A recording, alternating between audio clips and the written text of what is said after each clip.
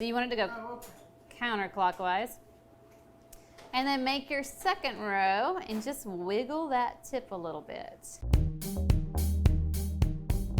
Hi, I'm Natalie Madison of Art is in Cakes, where we give you the tools and the knowledge to build your passion for baking. And today we're going to show you how to. This is using the 104 tip. Like I said, we basically took a cake, iced it in white, put a very thin coat of the same color turquoise. That way if we miss later, no big deal. We're gonna put our 104 tips on our bags. With this next technique, we're going to start from the top and work our way down. So to get the upward facing waves, we have to start at the top and work our way down. If you're doing ruffles, it's the opposite. You start on the bottom and you do the next row above it, above it, above it, above it. But we want these things to stick upright. Also, as we're working, I made the mistake of stopping in the middle of this and I couldn't get my sprinkles to attach on the top. So you want your sprinkles to be nearby so you can add them after you do the first few rows. The technique for this is going to be fat side touching your cake.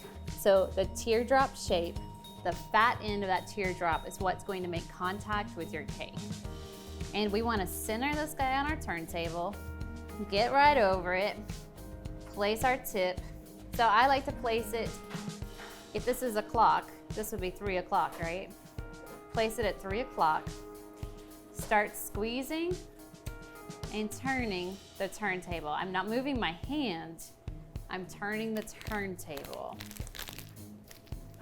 Don't move your hand, turn the turntable. So you want it to go counterclockwise. And then make your second row and just wiggle that tip a little bit. So fat side down, and then you're going to pipe another row, and now begin moving your hand back and forth just slightly, and you'll see you start to get wavy ruffles. That's normal. The first one's always wonky. So we're gonna take this ruffle all the way to the edge. Now, you don't have to have a large overlap. So I've only done 3 rows. I'm almost to the outer edge. So it's okay to come out here a little bit